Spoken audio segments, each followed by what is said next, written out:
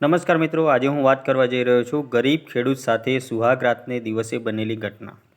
ગુજરાતના એક નાના એવા ગામમાં એક ખેડૂત રહેતો હતો। નામ હતું કાનજી। કાનજી ગરીબ હતો પણ દિલનો ખૂબ જ સાફ, મહેનતુ અને આદર્શ। એની પાસે પોતાની એક નાની વાડી હતી, 2 બળદો, 1 ગાય અને થોડા ડાબા ડૂબેલા ઝૂંપડાવાળા ખેતર। કાનજીનું જીવન સાદું હતું। સવારથી સાંજ સુધી ખેતરમાં મજૂરી, સાંજે ઘાસચારો કાપવો અને પછી ઘરમાં આવીને મિટ્ટીના દીવા નીચે રોટલી ખાવી। કાનજીનું એક જ સપનું હતું, લગ્ન કરીને એક સંસ્કારી, પ્રેમાળ પત્ની લાવવી અને તેની સાથે જીવનના દરેક સુખ દુઃખ વહેંચવા। ગામના વડીલોની મદદથી એક દિવસ એની શાદી નક્કી થઈ। કન્યા હતી હંસા, પડોશના ગામની એક સજ્જન કુટુંબની દીકરી। હંસા સાદગીભરી, સંસ્કારી, શરમાળ અને ખૂબ જ જવાબદાર સ્વભાવની। લગ્નનો દિવસ આવ્યો। ગામના નાના મંડપમાં તુરિયાની ધૂન સાથે મીણબત્તીની ઝગમગાટમાં કાનજી અને હંસાનું લગ્ન થયું। બધું જ સામાન્ય, પણ હૃદયમાં પ્રેમ અને ખુશીની લહેરો। લગ્ન બાદની પહેલી રાત સુહાગરાત। ગામના લોકોમાં આ દિવસ ખાસ ગણાતો, દુલ્હા માટે પણ, દુલ્હન માટે પણ। કાનજીના મિત્રો હંસાને શણગારેલા ઓરડામાં બેસાડીને ગયા। પથારી પર લાલ ચાદર, સુગંધિત ફૂલો, દીવાના ઝગમગાટ। હંસા શરમાળ ચહેરે ઘૂંઘટ ઓઢીને પલંગ પર બેઠી હતી। એનું હૃદય ધબકતું હતું, હાથ કાંપતા હતા।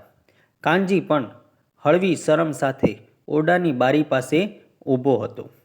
આજે મારી જીવનની નવી શરૂઆત છે। મારા બધા સપના આજે પૂરા થશે, એમ વિચારીને તે ધીમે ધીમે પત્ની તરફ વધ્યો। પણ એ ક્ષણે જ ફળિયામાં એક જોરદાર અવાજ આવ્યો। ગાયનો રસ્યો તૂટી ગયો હતો અને ગાય છૂટી પડી હતી। ગાય ઘઉંના ખેતર તરફ દોડતી ગઈ। કાનજી વિચલિત થયો। અંદરથી મન કહેતો, આજે રાત મારી પત્ની મારી રાહ જોઈ રહી છે, પણ બહારથી ફરજ કહેતી, ગાય મારી સંપત્તિ છે, ઘરનો આધાર છે, તેને છોડીને નહીં ચાલે। કાનજીએ હંસાની તરફ જોયું। એના હોઠ ખુલ્યા પણ શબ્દ ન આવ્યા। તરત જ તે દોડીને ફળિયામાં ગયો, દોરી લઈને ગાયને વાળવા લાગ્યો। રાતનો અંધકાર, દરિયાની ઠંડી હવા અને કાનજી એકલો જ ખેતરમાં ગાયને પકડવા દોડતો। ગાય કદી એક ખેતરમાં ઘૂસતી, કદી બીજી તરફ ભાગી જતી। કાનજીના પગમાં કાંટા લાગતા, કપડાં ફાટી જતા, પણ એ પાછો ફર્યો ન। એક પછી એક કલાક પસાર થયા।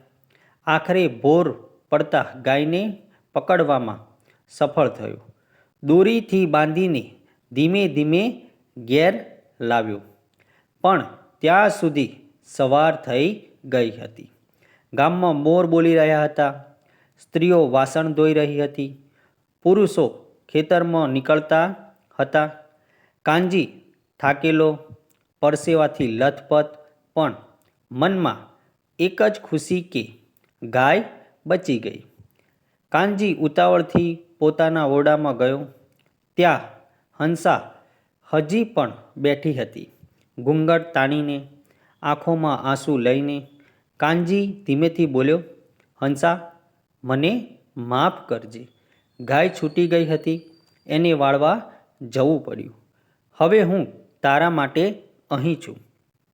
પણ હંસાએ કડક અવાજે કહ્યું, ના કાનજી, તું મારી સુહાગરાતની પળોને છોડીને ગાય પાછળ ગયો। હવે તારે 1 વર્ષ રાહ જોવી પડશે। 1 વર્ષ સુધી હું તને પતિ તરીકે સ્વીકારું નહીં। કાનજીના દિલને આઘાત લાગ્યો। એણે પલંગ પાસે બેસવાનો પ્રયાસ કર્યો, પણ હંસાએ હાથથી ઇશારો કર્યો, રાહ જોવી શીખ।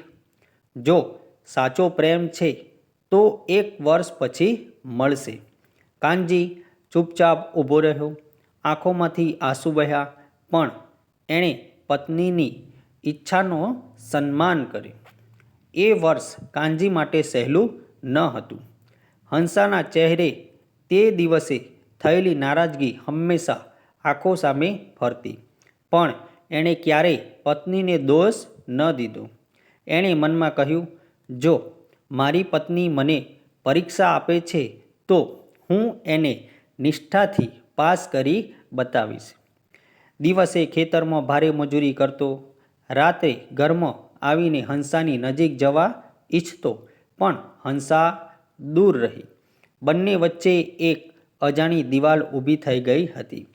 ત્યારે પણ કાનજી રોજ હંસાની નાની નાની જરૂરિયાતો પૂરી કરતો. ઘરમાં પાણી લાવવું, ખેતરમાંથી તાજી શાકભાજી લાવવી, બીમાર પડતી વખતે દવા કરવી. હંસા ક્યારેક વિચારે, આ માણસે મારી વાત માનેલી છે. એણે મારી સામે ગુસ્સો પણ નથી કર્યો. કદાચ એ ખરેખર આદર્શ છે. પણ એણે મૌન રાખ્યું. ગામમાં લોકો કાનજી વિશે વાતો કરતા. અરે, કાનજી તો સુહાગ રાતે પણ પત્ની પાસે નહીં ગયો. હંસા તો કડક નીકળી. 1 વર્ષ રાહ કરાવી રહી છે. કાનજી આ વાતો સાંભળીને દુઃખી થતો, પણ એણે ક્યારે પત્નીને દોષ ન દીધો. એની પાસે માત્ર એક જ શક્તિ હતી, ધીરજ. આખરે 1 વર્ષ પૂરો થયો. ફરી આવ્યો લગ્નનો દિવસ, વર્ષગાંઠ. ગામમાં નાની ઉજવણી થઈ. હંસાએ પોતાના અંદરની દિવાલ તોડી. એણે કાનજી તરફ જોયું, આંખોમાં આંસુ સાથે કહ્યું, કાનજી, તું ખરેખર આદર્શ પતિ છે. તું 1 વર્ષ મારી રાહ જોઈ, ક્યારેય ગુસ્સો કર્યો નહીં. હવે હું તને મારી સંપૂર્ણ મનથી સ્વીકારું છું. એ રાતે 1 વર્ષ પછી બંને એકસાથે સુહાગરાત માણ્યા. એ પળો કાનજી માટે સ્વપ્ન જેવા હતા.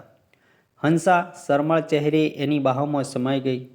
બંનેના હૃદયમાં બધા ગીલા શીકવા દૂર થઈ ગયા. પછીના દિવસોમાં હંસા વારંવાર કહેતી, તે દિવસે તું ગાય માટે ગયો હતો, પરંતુ એમાં પણ તારો ફરજ ભાવ હતો. એ માટે જ હું તને 1 વર્ષ સુધી રોકી રાખ્યો, જેથી તારો ધીરજ પરખી શકું. આજે મને ગર્વ છે કે હું તારી પત્ની છું. કાનજી હસતો, હંસા, હું તો ફક્ત તને ખુશ રાખવા જ જન્મ્યો છું.